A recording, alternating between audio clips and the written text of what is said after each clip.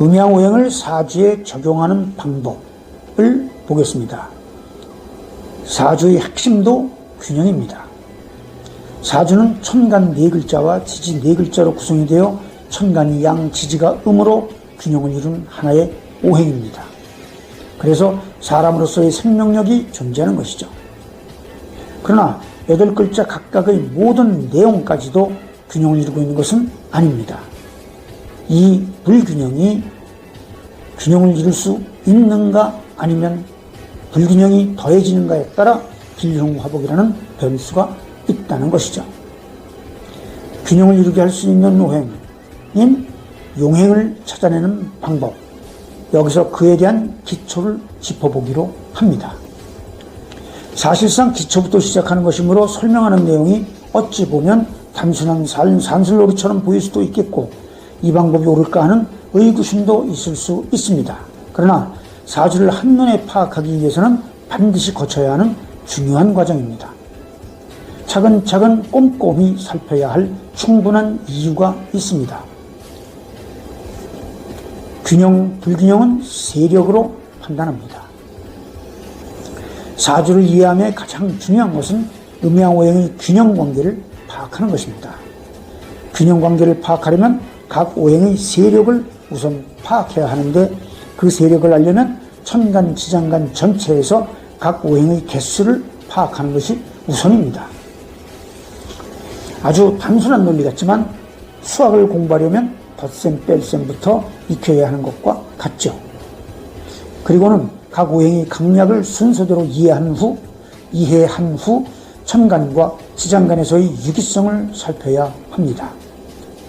천간과 지장간의 유기성을 보는 방법을 보겠습니다. 유기성이란 따로 떼어낼 수 없을 만큼 서로 긴밀히 연관되어 있는 성질로 정의할 수 있습니다.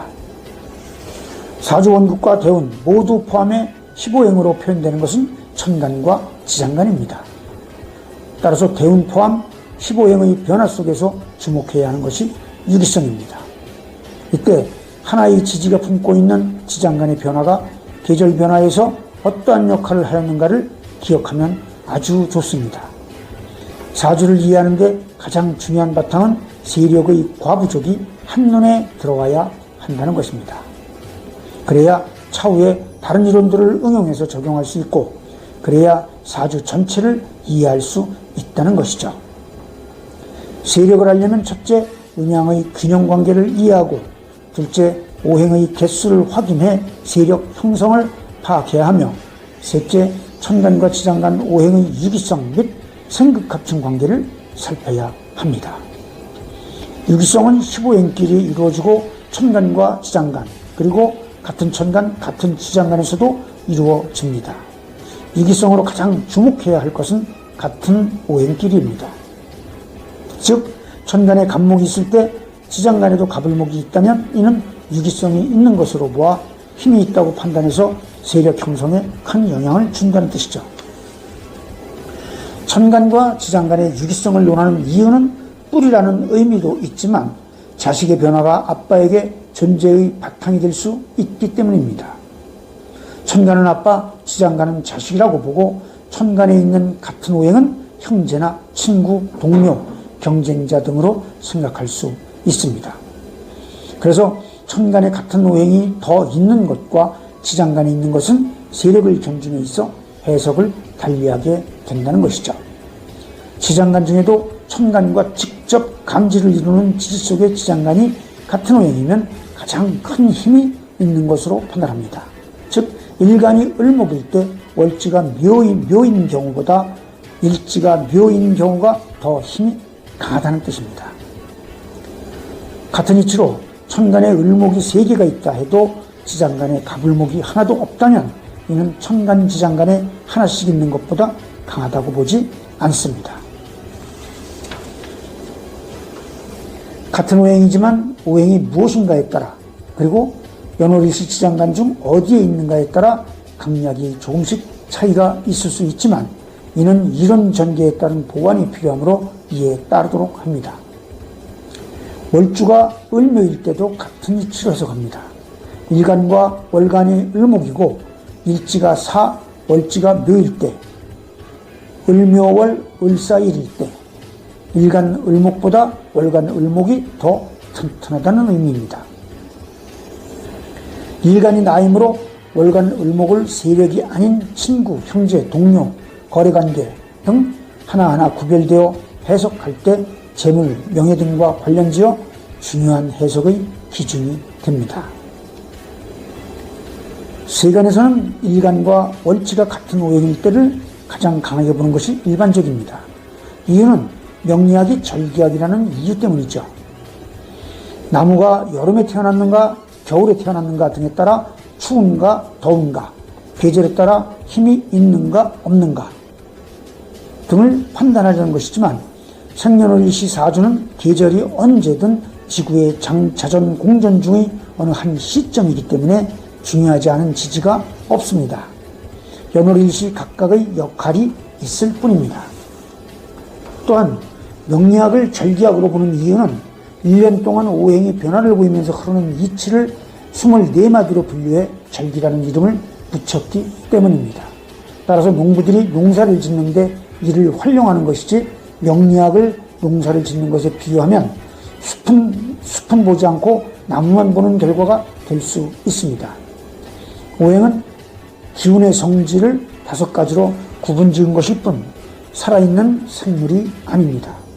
춥고 더운 것은 생물이 느끼는 것이지 오행이 느끼는 것이 아니라는 것이죠. 다만 얼음은 차갑다와 불은 뜨겁다 등으로 구분 지우는 것은 이해의 편의상 가능하다 할 것입니다. 대운과의 유기성을 보겠습니다. 대운도 간지의 모습으로 흐르기 때문에 천간과 지지 그리고 지장간이 있습니다. 사주는 원국 8자와 지장간 대운 모두가 한 몸입니다. 다만 대운은 10년 단위로 바뀐다는 차이가 있습니다. 그러나 바뀔 뿐 적용하는 방법은 같습니다. 우선 원국의 천간과 지장간의 변화 이치를 염두에 두고 천간과 지장간의 유기성을 살핀 다음 대운을 원국의 천간과 지장간에 조합해서 각 오행의 세력에 어떠한 영향을 주는가를 헤아립니다. 이때 대운의 천간이 원국의 지장간에서 유기성을 얻을 수도 있고 대운의 지장간이 원국의 천간과 유기성을 이룰 수도 있습니다. 원국의 8자와 지장간 그리고 대운까지 전체 오행들이 가지고 있는 세력을 파악한 후 일간의 입장에서 바라본 균형관계를 냉정하게 객관적으로 판단해야 합니다. 일간의 입장에서 바라본 균형관계입니다. 일간을 나로 보는 이상 결국은 나의 입장에서 사주 전체를 바라보아야 하지만 나가 앞을 가리면 선견에 의해 판단이 흐려질 수 있습니다. 일간 오행의 세력이 강한가 약한가를 판단해서 강하면 다른 오행으로 힘을 실어 주어야 하고 약하면 다른 오행에서 힘을 얻어와야 하는 것이 원칙입니다. 그러나 일간 오행도 강하지 않은데 다른 오행 중 하나가 매우 약하다면 일간 오행이 비록 좀 더 약해진다 해도 많이 약한 오행을 도와야 할 때가 있습니다.